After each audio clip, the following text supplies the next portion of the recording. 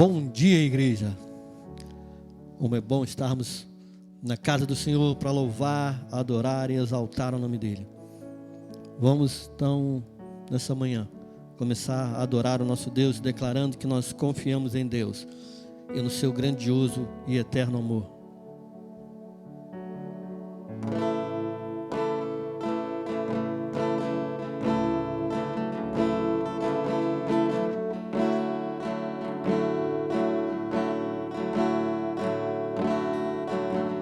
Confiando em nosso Deus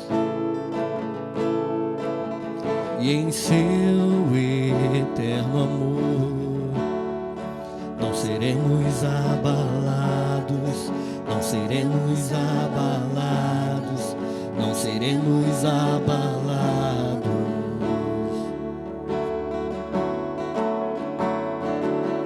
Confiando em nosso Deus e em seu eterno amor, não seremos abalados, não seremos abalados, não seremos abalados. Na batalha permaneceremos em fé. Se exércitos se erguerem contra nós, não seremos abalados, não seremos abalados, não seremos abalados.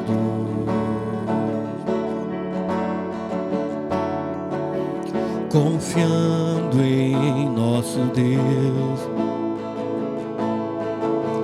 e em seu eterno amor, não seremos abalados, não seremos abalados, não seremos abalados.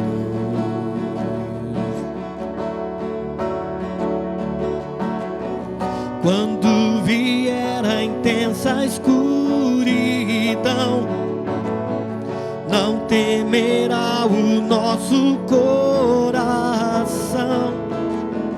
A esperança nasce como a luz. Deus é por nós, Ele é o vencedor. Quando vier a intensa escuridão, não temerá o nosso coração. A esperança nasce como a luz. Deus é por nós, Ele é o vencedor.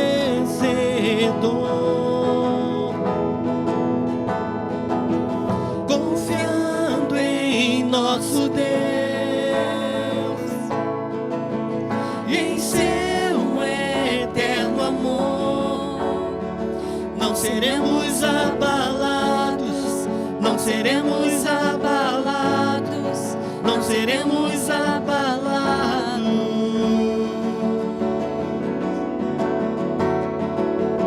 Confiando em nosso Deus e em seu eterno amor, não seremos abalados, não seremos abalados, não seremos abalados.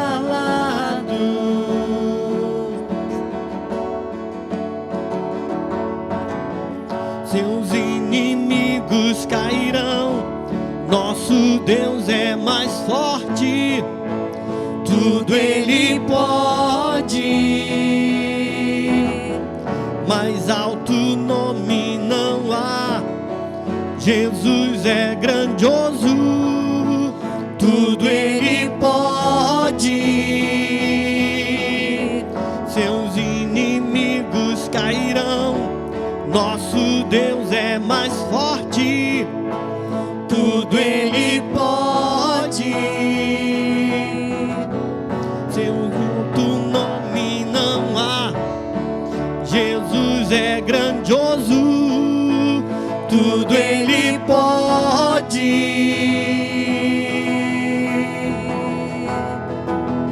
Confia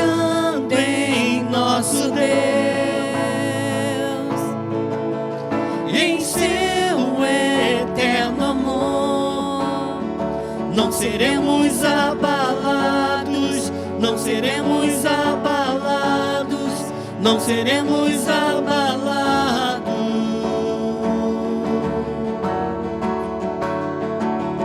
Confiando em nosso Deus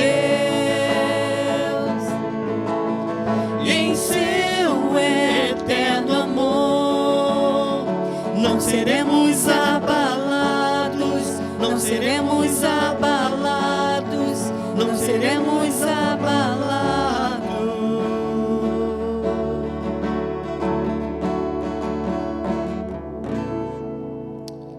Obrigado, Pai, porque confiamos em Ti, Pai.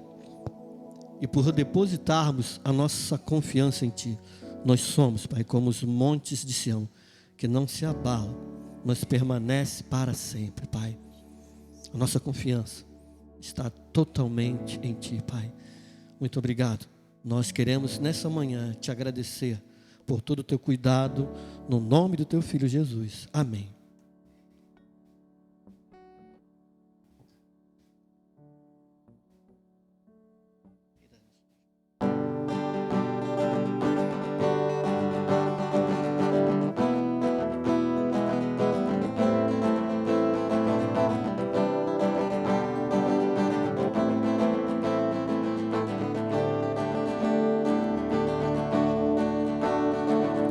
Grandes são as Tuas obras, Senhor Todo-Poderoso. Justos e verdadeiros são os Teus caminhos. Grandes são as Tuas obras, Senhor Todo-Poderoso. Justos e verdadeiros são os Teus caminhos.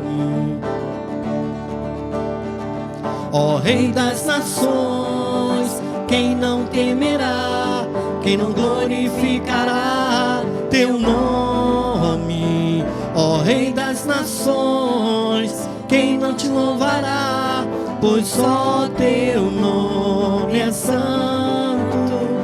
Ó Rei das nações, quem não temerá, quem não glorificará Teu nome? Ó Rei das nações, quem não Te louvará, pois só Teu nome é santo. Todas as nações virão e adorarão diante de Ti, pois os Teus atos de justiça se fizeram manifestos. Todas as nações virão e adorarão diante de Ti, pois os Teus atos de justiça se fizeram manifestos. Ó Rei das nações, quem não temerá, quem não glorificará Teu nome? Ó Rei das nações, quem não Te louvará, pois só Teu nome é santo. Ó Rei das nações, quem não temerá, quem não glorificará Teu nome? Ó Rei das nações, quem não Te louvará, pois só Teu nome é santo. Aleluia. Querido, nós temos ainda alguns anúncios para dar.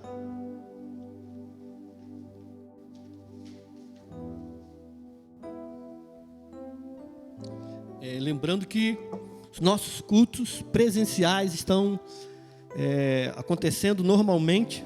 Então, querido, venha para a casa do Senhor para louvar, adorar e exaltar ao Seu nome. Cachoeirinha, Igrejinha, Canoa, nós estamos tendo culto normalmente ali presencial.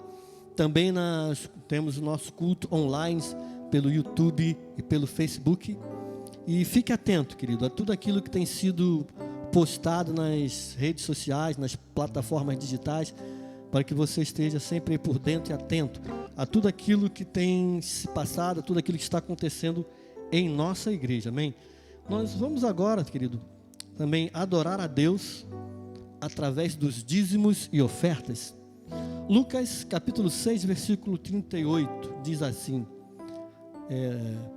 dai e ser-vos-á dado, boa medida, recalcada, sacudida e transbordando vos darão, porque com a mesma medida com que medirdes, também vos medirão de novo.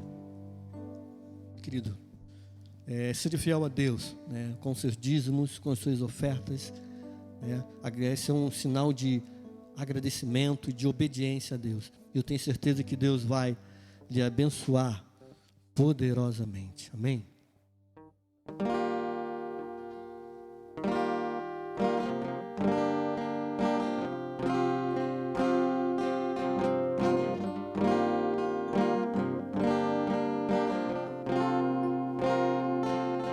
Mesmo que eu ande em meio ao frio, mesmo que eu vá correndo sem direção, mesmo que eu me canse de lutar ou esperar algo acontecer, mesmo que eu me encontre em meio ao caos, eu sei que tudo continua sendo dele. Eu sei que eu posso sempre andar com ele. Eu sei que seu amor é duradouro e é para sempre. Eu sei que seu amor é pra mim.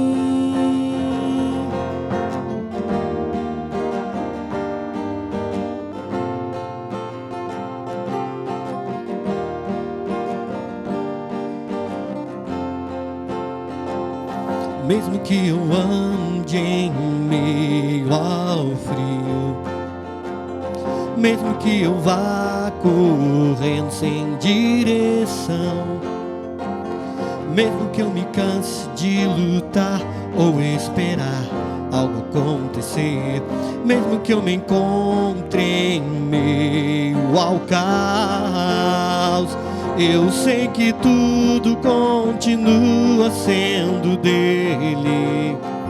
Eu sei que posso sempre andar com ele. Eu sei que seu amor é duradouro e é para sempre. Eu sei que seu amor é pra mim.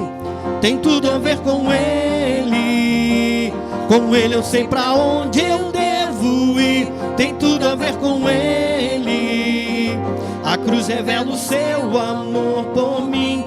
E mesmo se eu me abalar, o seu amor vai sustentar tudo que há em mim. Tudo que há em mim. Tem tudo a ver com ele. Com ele eu sei pra onde eu devo ir. Tem tudo a ver com ele. A cruz revela o seu amor por mim. E mesmo se eu me abalar, o teu amor vai sustentar tudo que há em mim. Tudo que há em mim.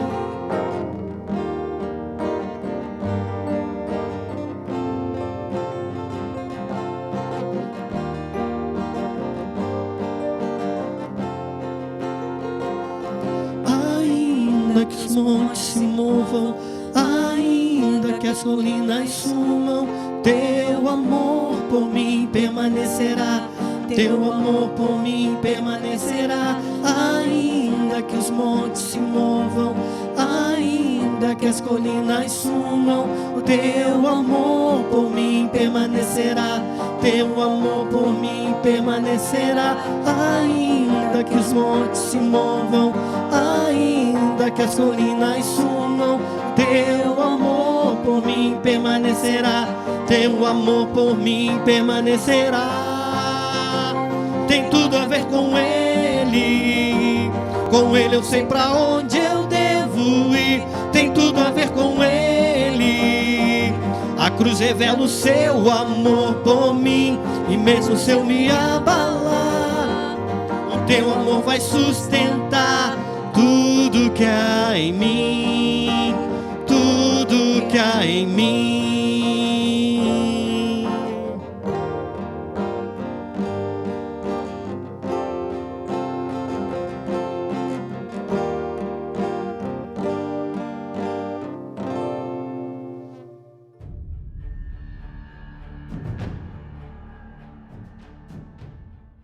Bom dia, graça e paz.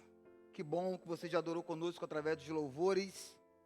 E agora vamos receber mais um estudo de Romanos, capítulo 9. Vamos orar, irmãos, agradecer a Deus por essa manhã linda e abençoada. Pai, no nome de Jesus, muito obrigado pela tua graça, pela tua bondade, pelo teu favor. Te adoramos, te rendemos graça pela beleza da tua santidade que opera e habita em nós. A ti toda a honra, toda a glória e todo louvor para todo sempre. Fala conosco através do poder da tua palavra, hoje e sempre, no nome de Jesus. Amém. Queridos, hoje nós temos um assunto delicadíssimo para tratar. Muitos estudiosos da Bíblia, pessoas, homens e mulheres de Deus, de renome, preste atenção, de renome, estudados, PhD em Novo Testamento, PhD doutorado nos evangelhos, homens super capacitados, consideram o livro de Romanos capítulo 9 como um dos textos mais difíceis de compreensão de toda a Bíblia. Romanos capítulo 9, capítulo 10 e capítulo 11 são os 3 capítulos, os 3 textos da Bíblia mais difíceis de compreensão. Então que Deus possa ter misericórdia de nós e possa nos revelar nessa manhã mais um pouquinho da sua palavra, porque nós precisamos de uma intervenção divina nessa hora, para entender um pouquinho Romanos capítulo 9, ok? Romanos capítulo 9, ele é um paradoxo muito grande, com o que Paulo começa no 8. Paulo começa no 8 tão para cima. Paulo começa o 8 dizendo, já não há condenação para os que estão em Cristo Jesus. Paulo começa o 8 lá em cima, jogando a igreja para cima, pegando a nossa fé e Aí vem Paulo no capítulo 9. Aí Paulo no capítulo 9, ele vai começar com um assunto altamente polêmico. Na verdade, o capítulo 9 de Romanos é exatamente uma discussão teológica muito grande sobre Deus ter escolhido uns para salvar e Deus ter escolhido uns para a perdição eterna. Olha para mim, Romanos capítulo 9 é um dos textos da Bíblia que dá a maior ênfase para uma discussão teológica quando o assunto é predestinação, é Romanos 9. Imagina o que Paulo foi escrever para o povo de Roma e deixou para nós, ao ponto dessa discussão. Irmãos, pastor, essa discussão tinha no século passado? Não, no século passado não tinha não, mas no milênio passado tinha. Irmãos, essa discussão vem desde quando a Bíblia é Bíblia, sobre Deus predestinar uns para perdição e Deus predestinar outro para salvação. Isso aí é uma discussão, meu Deus, mas fala comigo, graças a Deus, a Bíblia, ela se interpreta com a própria Bíblia. Romanos capítulo 9 vai tratar para nós, ou vai tratar conosco, sobre predestinação, sobre eleição, sobre obras da carne. Romanos 9 é maravilhoso, maravilhoso. Mas eu tenho 4 pontos aqui, para nós pensarmos sobre ele, ou fazermos uma breve introdução sobre esses 4 pontos, para nós começarmos Romanos 9. Primeiro ponto. Deus, quando fala sobre predestinação, no capítulo anterior, no capítulo 8, no verso 28, Deus não está tratando sobre predestinação de indivíduo. É aqui que está a confusão. Romanos capítulo 8, verso 29, a Bíblia vai dizer assim, ó, Romanos 8, verso 29. Pois aqueles que de antemão conheceu, também os predestinou. É aqui que começa tudo. Ok? Presta atenção. Predestinou para. Esse que é o ponto. Para. Se não tivesse esse para aqui, irmãos, aí sim, aí essa teoria que não é bíblica e nem de Deus, estaria ainda com muito mais força. Por exemplo, vamos ler o texto sem esse para de Romanos 8, 29. Preste atenção. Pois aqueles que de antemão conheceu, também o predestinou serem conformes. Aí sim. Mas preste atenção, graças a Deus por esse para. Sabe por quê? Porque esse para vai definir, vai mostrar para nós sobre o que Deus predestinou. Então, Romanos 8, 29 vai narrar para nós que Deus não predestinou indivíduos. O que Deus predestinou foi o caráter dos salvos. Todo homem que é salvo tem um caráter, um estilo de vida. Todo homem que não é salvo tem um caráter, tem um estilo de vida. Então, pois aqueles que de antemão conheceu, também os predestinou para serem conformes, caráter, postura, testemunho, estilo de vida, conduta. Deus predestinou para serem conformes à imagem do seu Filho. Graças a Deus por esse texto, meu Deus. Romanos 8, 29, explícito que Deus não predestinou o indivíduo, mas Deus está predestinando o quê? O caráter dos salvos. É salvo? Não, calma aí. Olha o que Deus predestinou. Você é salvo? Ok. Então Deus predestinou que você tenha ou viva conforme a imagem de seu Filho. É isso que Deus predestinou. Deus não predestinou uns para ir para o céu e uns para ir para o inferno. Apesar que Romanos capítulo 9 vai ter mais 2 versículos aqui, onde muitos pegam esses 2 versículos para dar base, fundamento, à sua teoria que Deus é um Deus de predestinação. Calma, a gente vai chegar lá, calma.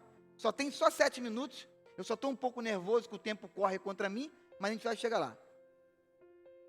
Segunda observação. Existe uma complexidade muito grande entre o capítulo 9, 10 e 11. Então, não ache você que a gente vai pegar o capítulo 9 hoje, na aula de hoje, vamos estudar o 9 e vai ficar tudo muito claro para você e para mim, porque não vai. Ok? Quando o assunto é eleição, predestinação, conduta da igreja, ok? Vai ficar claro quando nós terminarmos o capítulo 11, daqui a mais 2 aulas. Por quê, pastor? Porque o 9 antecede o 10, o 10 completa o 9, o 11 completa o 10, e o 9, 10 e 11 são inseparáveis. Então, por favor, você não vai conseguir ter toda a compreensão hoje, sem nós estudarmos juntos o 10 e o 11 também, ok? Terceira observação. O capítulo 9 de Romanos, ele na verdade é um manual, para quê? Para nos colocar no nosso lugar. Para colocar o homem no seu lugar. Para mostrar para o homem que ele é pó. O que nós somos? Pó. Da onde nós viemos? Do pó. Para onde voltaremos? Para o pó. Então o capítulo 9 de Romanos é para mostrar a soberania de Deus e o quanto nós somos nada. Ok? Então, se nós não somos nada, nós não podemos reivindicar nada de Deus. É o capítulo 9. Quarta e última observação para lermos Romanos 9, 1. Que Deus age da forma que Ele quiser. É o capítulo 9. Quarta observação: Deus age da forma que Ele quer, na hora que Ele quer, com quem Ele quer, e Ele não deve satisfação para ninguém. que é isso, cara? Meu Deus do céu, eu fico imaginando Paulo cheio da presença de Deus, escrevendo a carta ao povo de Roma, no capítulo 9. E nós podemos separar o capítulo 9, o capítulo 10 e o capítulo 11 e dar uma palavra, uma base para cada capítulo desse. Por exemplo, para o capítulo 9, a gente pode falar que o capítulo 9 é o quê? Eleição. Ah, pastor, qual é a base do 9? Eleição. Qual é a base dos 10? Rejeição. E qual é a base do 11? Reconstrução. Presta atenção, capítulo 9 é o que nós vamos estudar agora. Eleição, os eleitos, os escolhidos. E é aqui que entra a confusão do predestinados. Não, eleição. Capítulo 10, rejeição, rejeitado. Capítulo 11, reconstrução, misericórdia, reconstrução. Perfeito? Então vamos para o 9. E eu te convido a você nem sonhar em perder o 10 no próximo domingo e o 11 no outro domingo. Volto a repetir, esses 3 capítulos, eles não são inseparáveis, não podem, porque senão é um contexto único entre esses 3 capítulos. Capítulo 9, verso número 1. Graças a Deus. Vamos embora lá. A modo de introdução, eu acho que já está bom a explicação desses 4 pontos. Digo a verdade em Cristo, não minto. Minha consciência o confirma no Espírito Santo. Tenho grande tristeza e constante angústia em meu coração, pois eu até desejaria ser amaldiçoado e separado de Cristo por amor de meus irmãos, os de minha raça. Verso 4. O povo de Israel, deles é a adoção de filhos, deles é a glória divina, as alianças, a concessão da lei, a adoração no templo e as promessas. Deles são os patriarcas, e a partir deles se traça a linhagem humana de Cristo, que é Deus acima de todos, bendito para sempre. Amém. 6. Não pensemos que a palavra de Deus falhou, pois nem todos os descendentes de Israel são Israel. Nem por serem descendentes de Abraão, passaram todos a serem filhos de Abraão. Ao contrário, por meio de Isaque, a sua descendência será considerada. Noutras palavras, não são os filhos naturais que são filhos de Deus, mas os filhos da promessa é que são considerados descendência de Abraão. 9. Pois assim que a promessa foi feita, no tempo devido virei novamente, e Sara terá um filho. Isso aqui é poderoso, você vai entender muito melhor daqui a pouco. 10. E esse não foi o único caso. Também os filhos de Rebeca tiveram o mesmo pai, nosso pai Isaque. Todavia, antes que os gêmeos nascessem, ou fizessem qualquer coisa boa ou má, a fim de que o propósito de Deus conforme a eleição permanecesse, não por obras, mas por aquele que chama, foi dito a ela: o mais velho servirá ao mais novo. Como está escrito: amei Jacó, mas rejeitei Esaú. E então que diremos? Acaso Deus é injusto? De maneira nenhuma. Pois ele diz a Moisés: terei misericórdia de quem eu quiser ter misericórdia, e terei compaixão de quem eu quiser ter compaixão. Portanto, isso não depende do desejo ou do esforço humano, mas da misericórdia de Deus. Pois a Escritura diz ao faraó: eu o levantei exatamente com este propósito, mostrar em você o meu poder, e para que o meu nome seja proclamado em toda a terra. Portanto, Deus tem misericórdia de quem Ele quer, e endurece a quem Ele quer. 19. Mas algum de vocês me dirá: então por que Deus ainda nos culpa? Pois nem resiste à sua vontade. Pois quem resiste à sua vontade? 20. Mas quem é você, ó homem, para questionar a Deus? Acaso aquilo que é formado pode dizer ao que o formou? Por que me fizeste assim? O oleiro não tem direito de fazer do mesmo barro um vaso para fins nobres e outro para uso desonroso?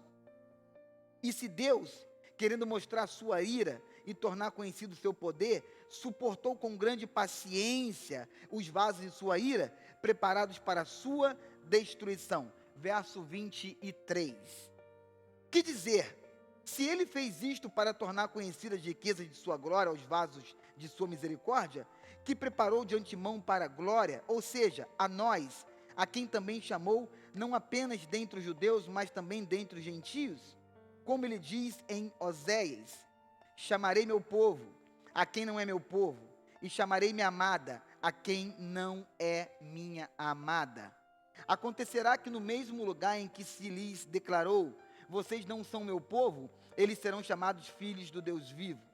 Isaías exclama com relação a Israel: embora o número dos israelitas seja como a areia do mar, apenas o remanescente será salvo, pois o Senhor executará na terra a sua sentença, rápida e definitiva, como anteriormente disse a Isaías: se o Senhor dos exércitos não nos tivesse deixado descendente, já estaríamos como Sodoma e semelhantes a Gomorra. Os 3 últimos versos do capítulo 9.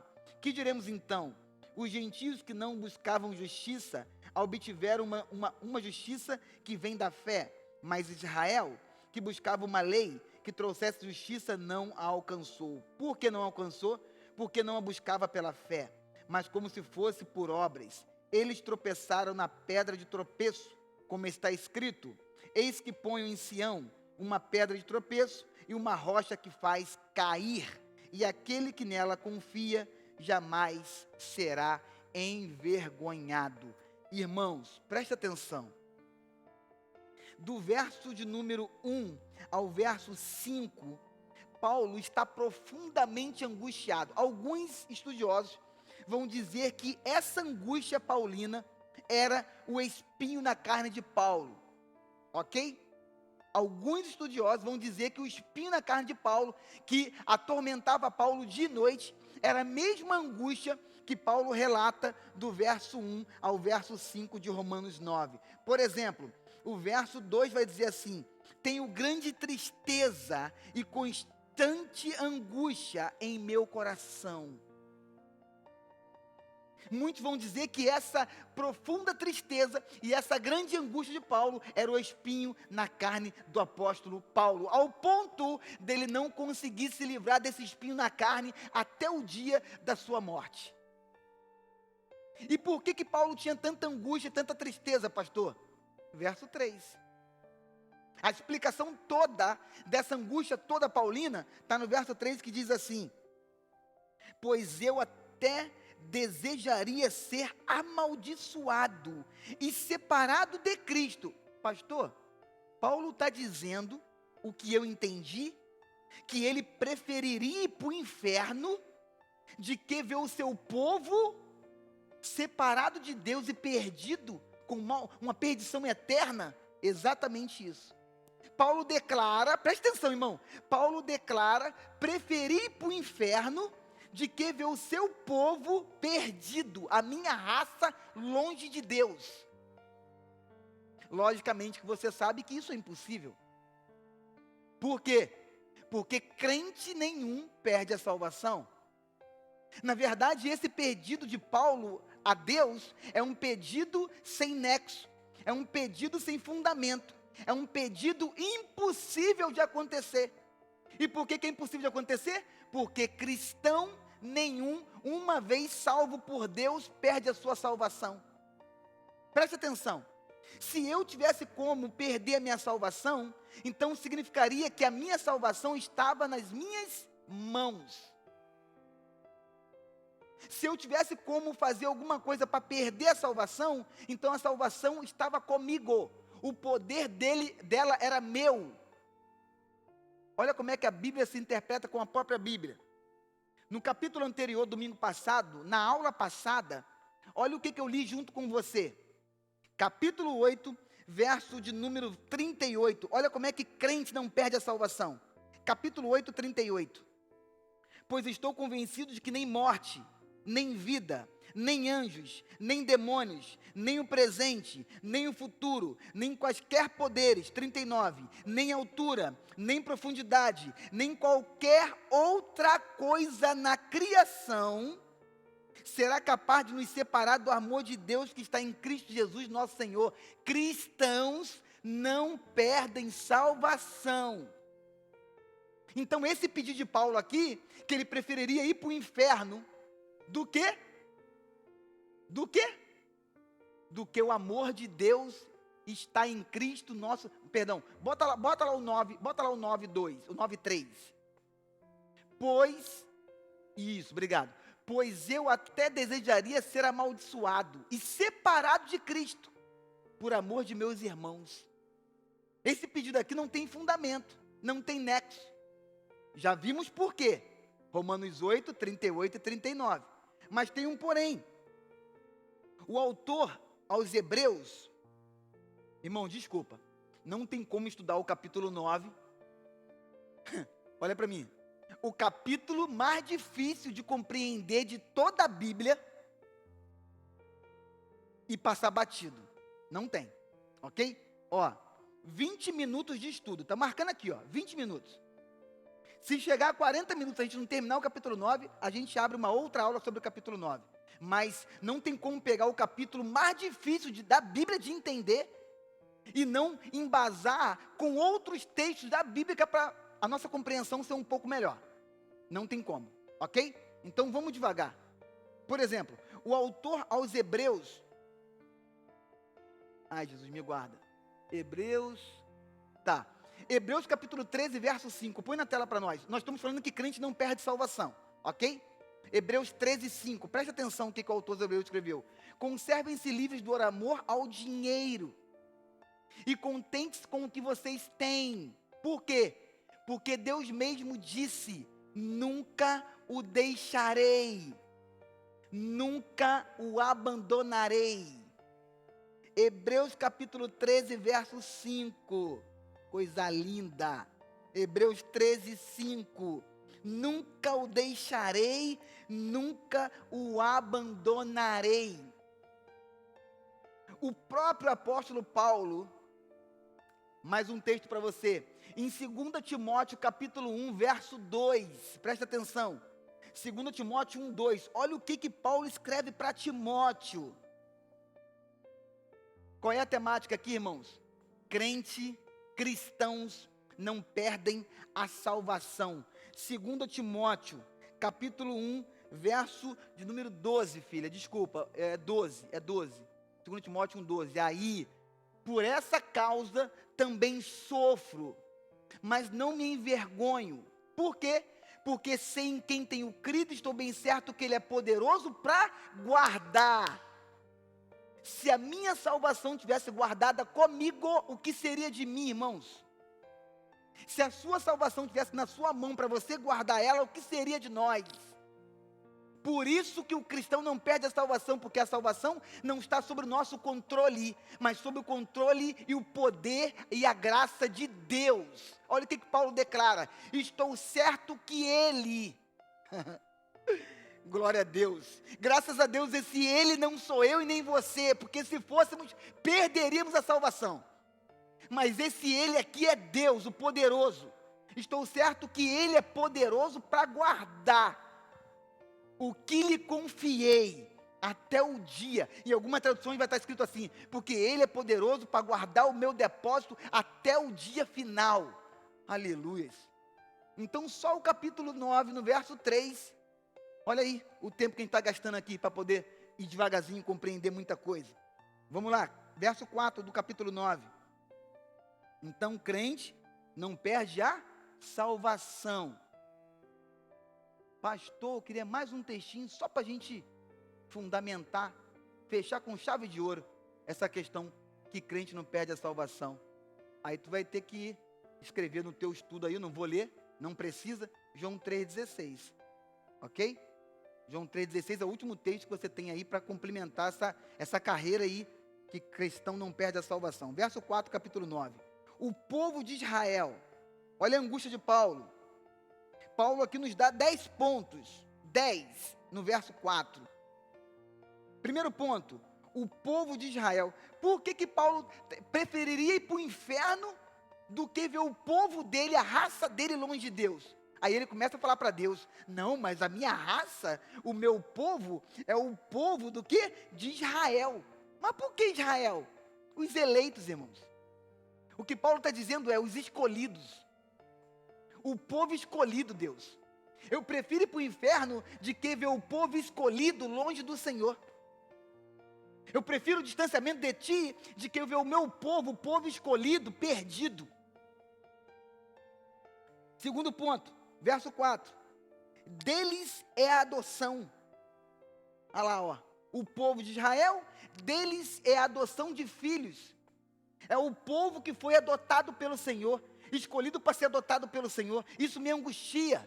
Terceiro, deles é a glória. Deles é a glória divina. Queridos, é o povo que mais viu milagres. Milagres.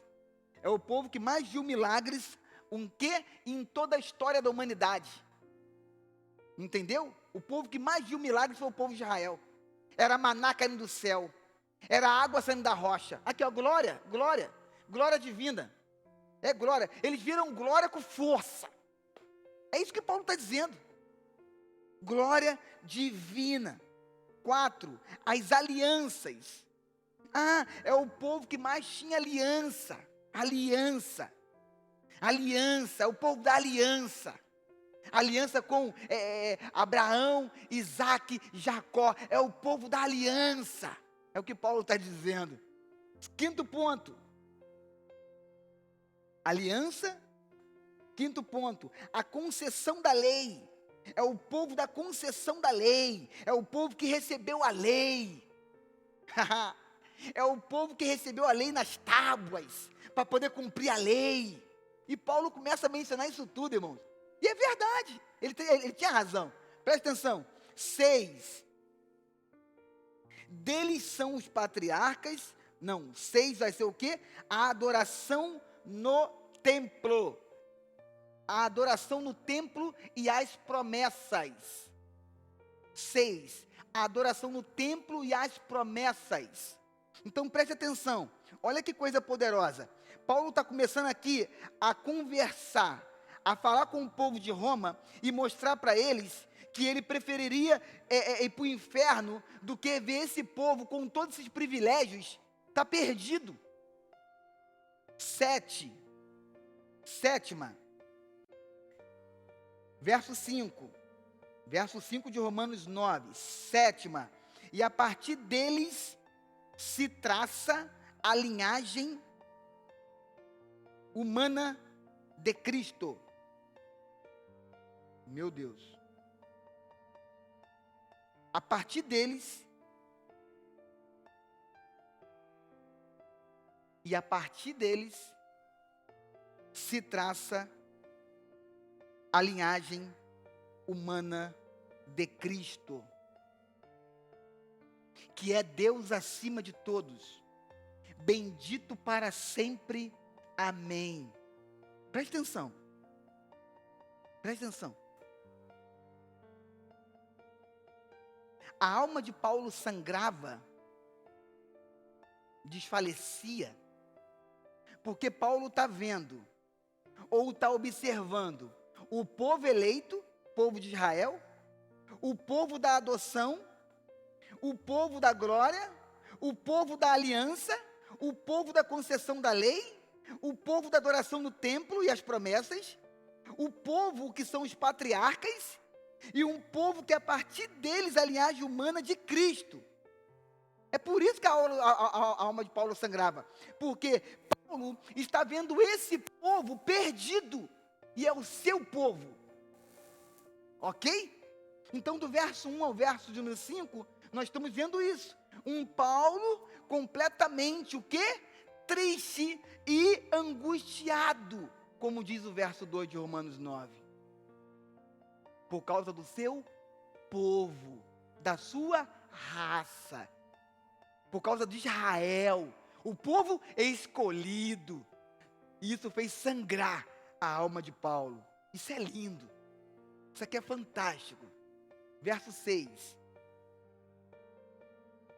Não pensemos que a palavra de Deus falhou. É o que muitos pensam. Esse Paulo é tão divino, esse Paulo é tão cirúrgico, Paulo é tão extraordinário, que ao mesmo tempo que ele explica para o povo de Roma, do verso 1 ao verso 5, sobre a soberania de Deus para a salvação do homem, preste atenção, irmãos, ao mesmo tempo que Paulo explica para o povo de Roma, do verso 1 ao verso 5 de Romanos 9, Paulo está falando do verso 1 ao verso 9 sobre a soberania de Deus para a salvação do homem. No verso 6, Paulo já vai lá na mente deles. E Paulo já tira da mente deles o que possivelmente eles pudessem estar raciocinando. Preste atenção. Não pensemos que a palavra de Deus falhou. Por quê? Por que Paulo fala isso? Paulo fala isso porque se o povo escolhido de Israel, o povo da aliança, o povo da promessa, estão desse jeito, então a palavra de Deus falhou. A palavra de Deus falhou. Falhou porque o povo escolhido não quer saber de Deus. Falhou porque o povo eleito, o povo da adoção, o povo da concessão, o povo do templo, o povo dos patriarcas, o povo da glória, não quer saber de Deus, então a palavra de Deus falhou. Por isso que Paulo começa o 6 dessa forma. Não pensemos que a palavra de Deus falhou, pois, aí aqui ele vai tirar. Preste atenção. Preste atenção. Aqui Paulo vai separar, olha como é que Paulo é cirúrgico. Aqui Paulo vai separar quem é povo de Israel por nascimento e quem é povo de Israel por fé. Pegou? 6. Não pensemos que a palavra de Deus falhou, pois nem todos os descendentes de Israel são Israel. Nem todos os descendentes de Israel, ou seja, nem todos aqueles que nasceram em Israel, cidadania israelense, são Israel. Ou seja, são eleitos, são os escolhidos de Deus. O que Paulo está quebrando aqui é um paradoxo terrível. Paulo está revelando aqui para o povo romano que nem todos que nasceram em Israel são os escolhidos de Deus. Deus não tem nacionalidade, é o que Paulo está falando para eles, irmãos. Que Deus não tem nacionalidade. Verso 7. Preste atenção. Nem por serem descendentes de Abraão, passaram todos a ser filhos de Abraão. Ao contrário, por meio de Isaque, a sua descendência será considerada. Por meio de Isaque, a sua descendência será considerada. O que Paulo está falando, pastor, para eles?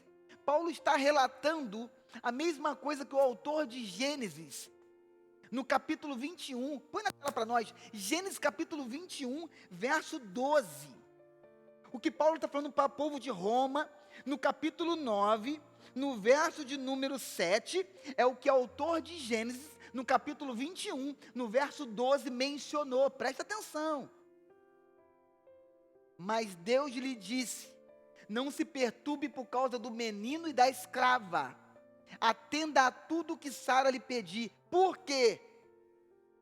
Porque será por meio de Isaque que a sua descendência há de ser considerada. Somente a partir de Isaque.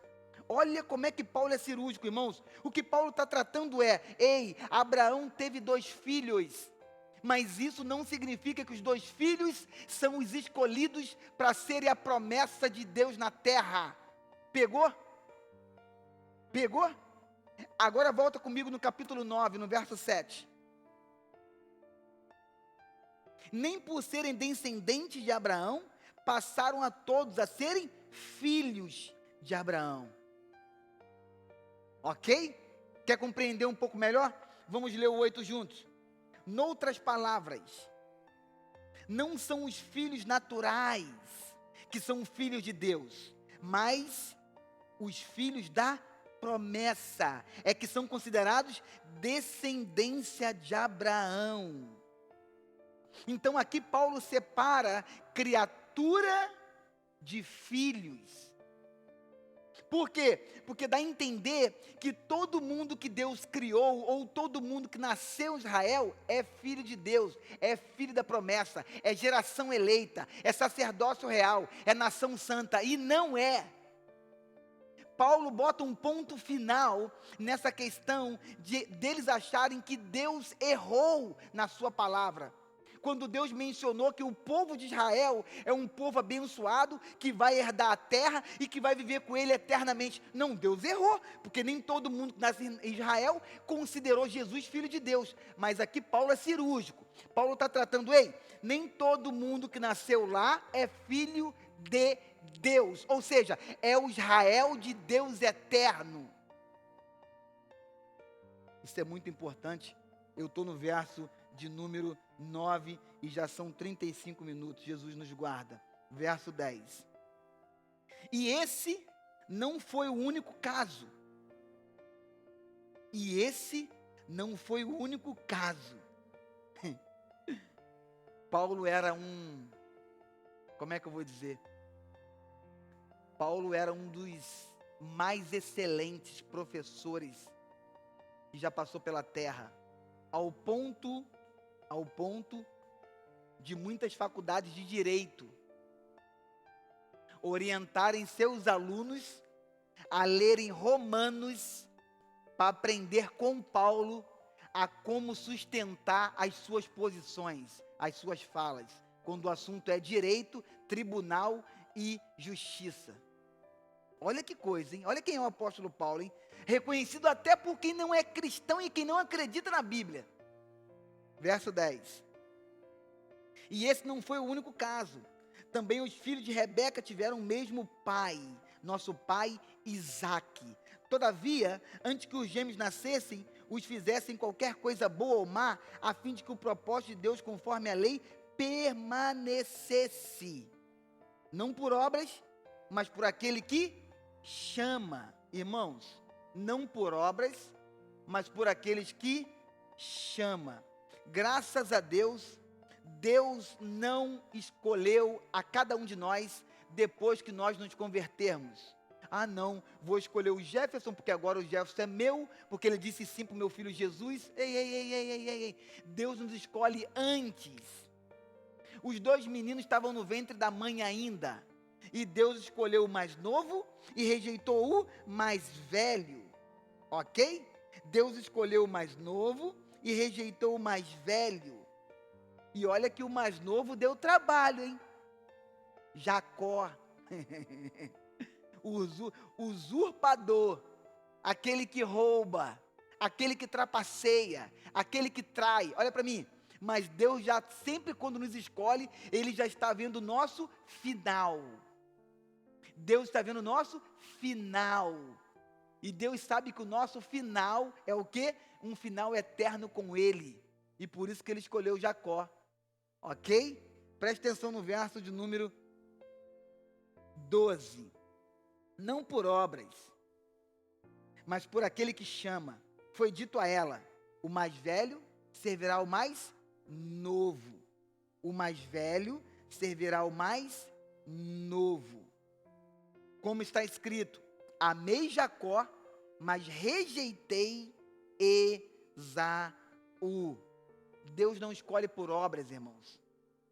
Se Deus escolhesse por obras, Ele não escolhia Jacó.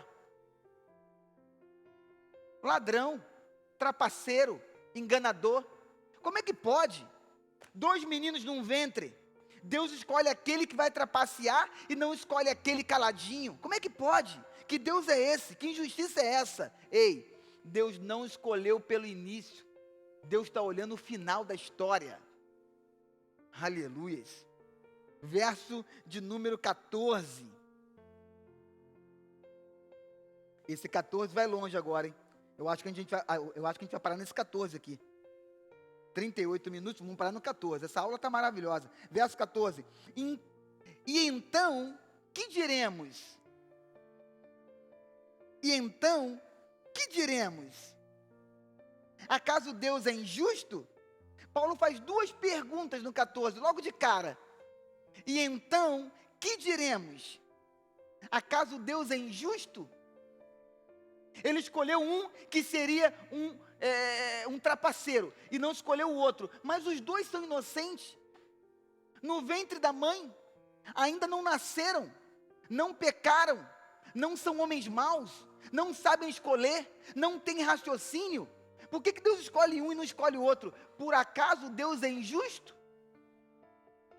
Paulo, que professor extraordinário. Ele mesmo pergunta, ele mesmo responde e ele mesmo mete a marreta depois. Que cara terrível. Então, que diremos? Acaso ele é injusto? De maneira nenhuma. Que diremos?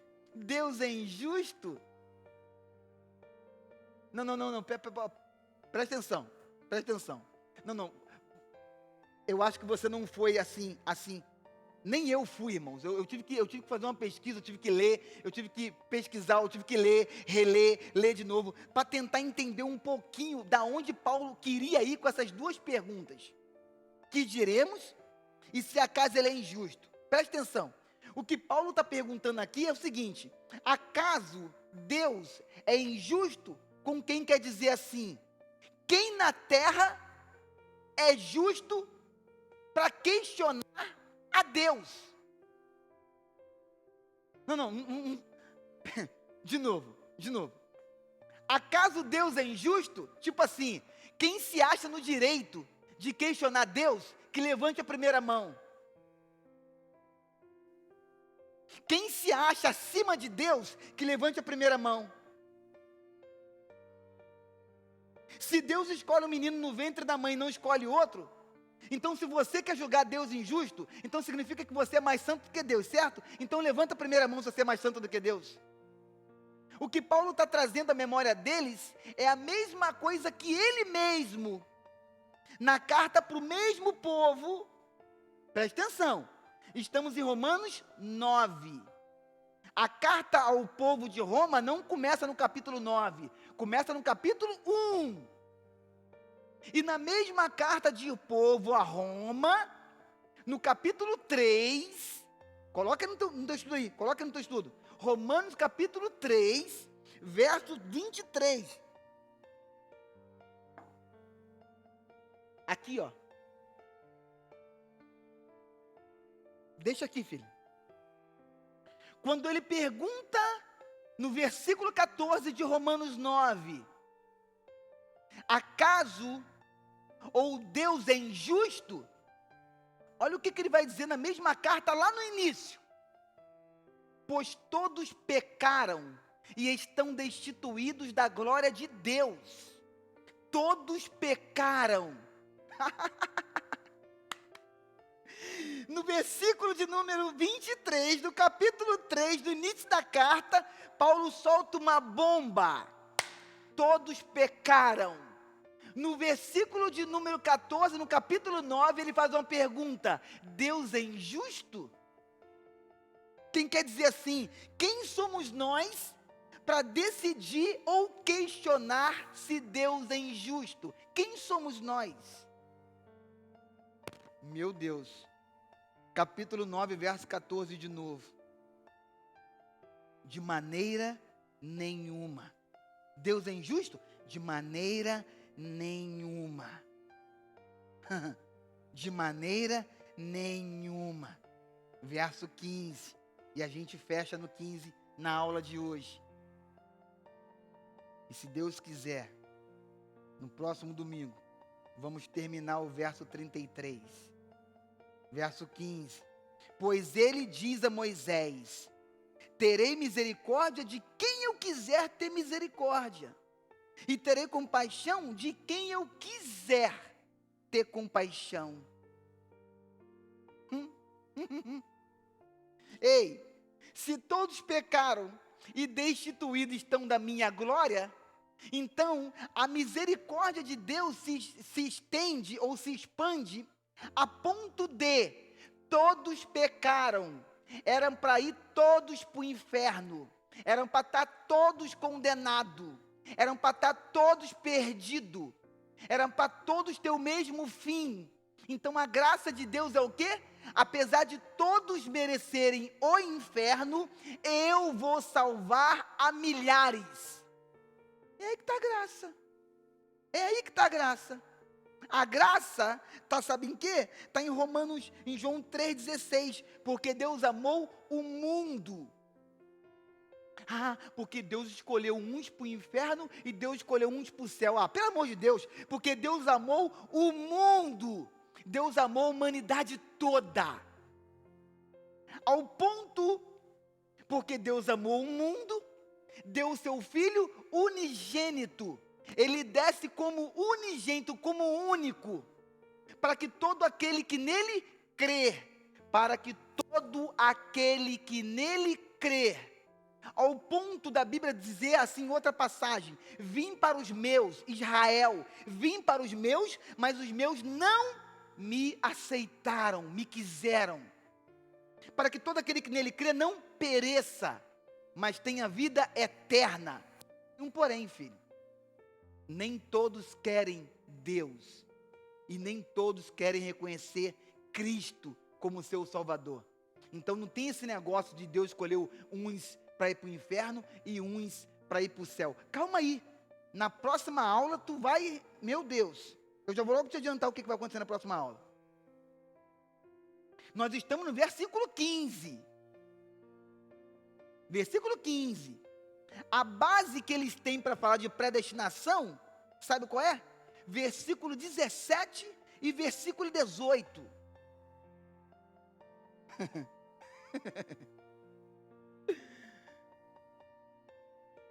Vamos ler o 16. Não vamos parar no 15 não, vamos ler o 16. 45 minutos, só mais 2 minutinhos, vamos ler o 16. Portanto, isso não depende do desejo ou do esforço humano. Eu quero vir domingo que vem já falando só sobre predestinação, irmão. Por isso que eu estou adiantando aqui. Eu estou deixando o pau pegar mesmo pesado, a fogueira pegar fogo domingo que vem. Versículo 16. Portanto, isso não depende do desejo ou do esforço humano, mas da misericórdia de Deus. Olha como é que é difícil compreensão o capítulo 9, se você não tiver, muito ligado. Presta atenção. Portanto, isso não depende. Isso o quê? Do que o capítulo 9 está tratando, irmãos? Falei para ti no início. Qual é o assunto base do capítulo 9? Mais uma vez. Soberania de Deus na salvação do homem. Então, se o capítulo 9 está tratando da soberania de Deus na salvação do homem, portanto, a salvação não depende do desejo ou do esforço humano. Isso aí é salvação. Viu como é que tem que estar muito ligado? Portanto, a salvação não depende do desejo ou esforço do humano, mas da misericórdia de Deus.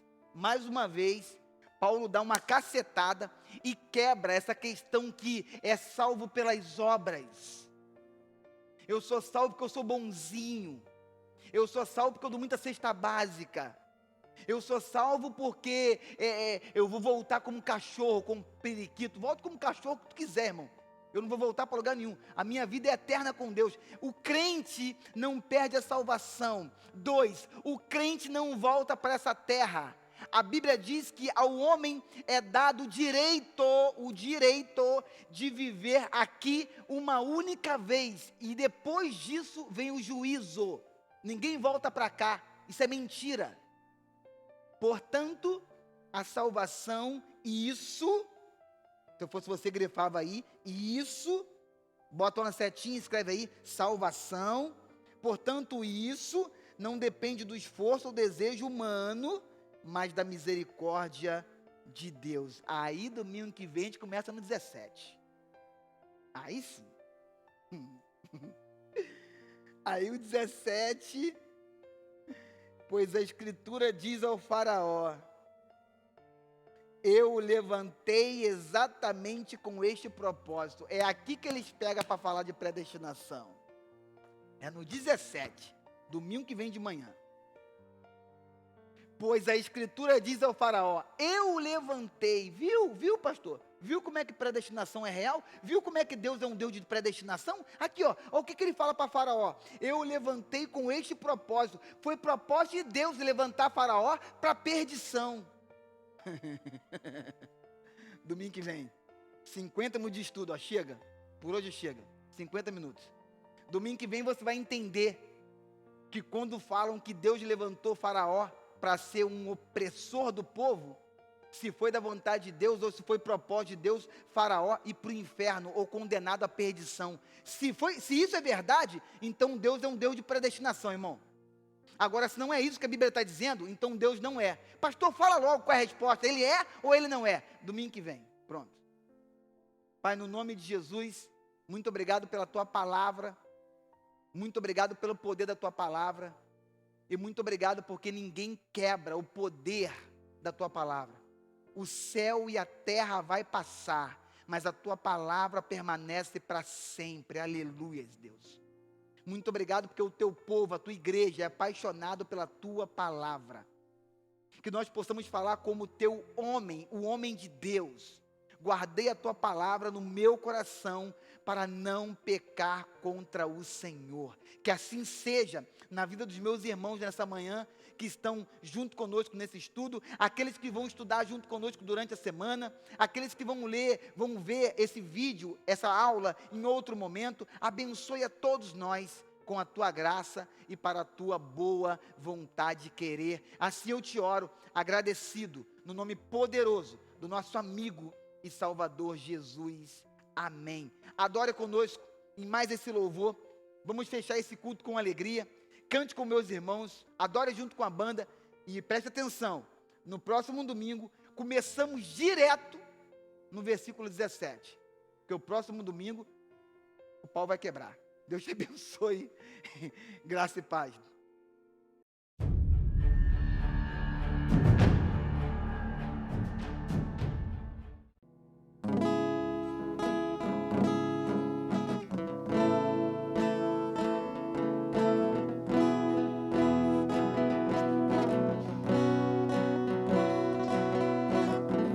Tu és a minha luz, a minha salvação, e a ti me renderei. Se ao teu lado estou, seguro em tuas mãos, eu nada temerei.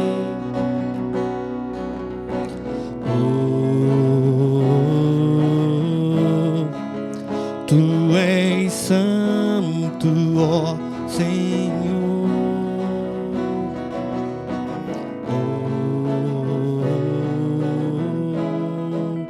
Tu és digno de louvor. Só em ti confiarei, eu nada temerei. Em frente eu irei, pois eu sei que vivo estás e um dia voltarás do céu pra nos buscar, pra sempre reinarás. Aleluia.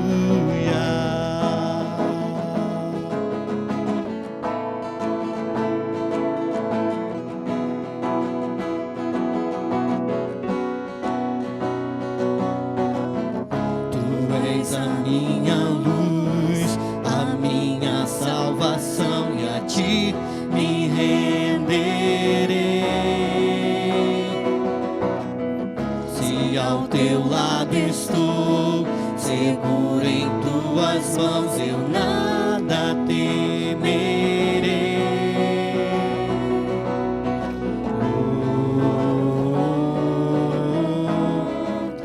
Tu és santo, ó Senhor.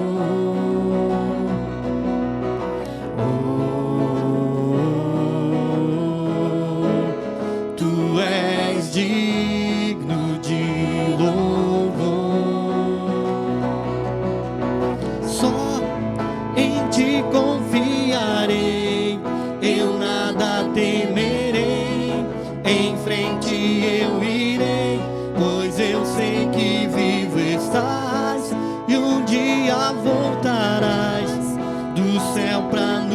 buscar, para sempre reinarás. Aleluia, só em ti confiarei, eu nada temerei, em frente eu irei, pois eu sei que vivo estás, e um dia voltarás do céu pra nos buscar, pra sempre reinarás. Aleluia.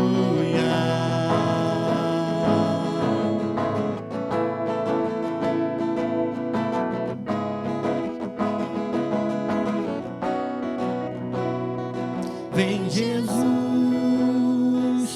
vem Jesus, Maranata, ora vem Senhor Jesus. Vem Jesus,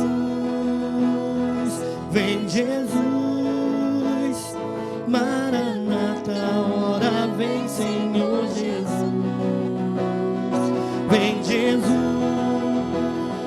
vem Jesus,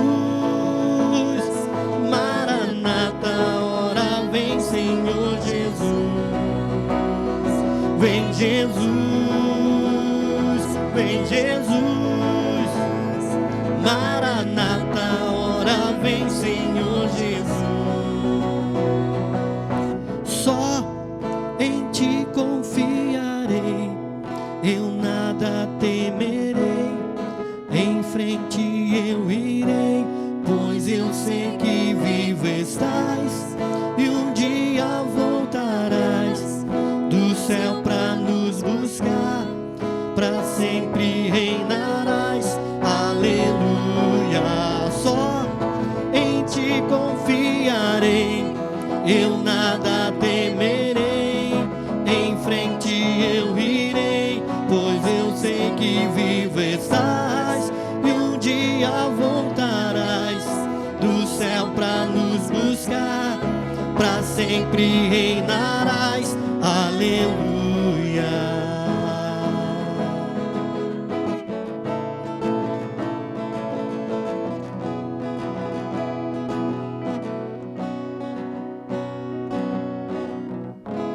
Amém. Deus te abençoe, querido. Tenha um domingo vitorioso em nome de Jesus.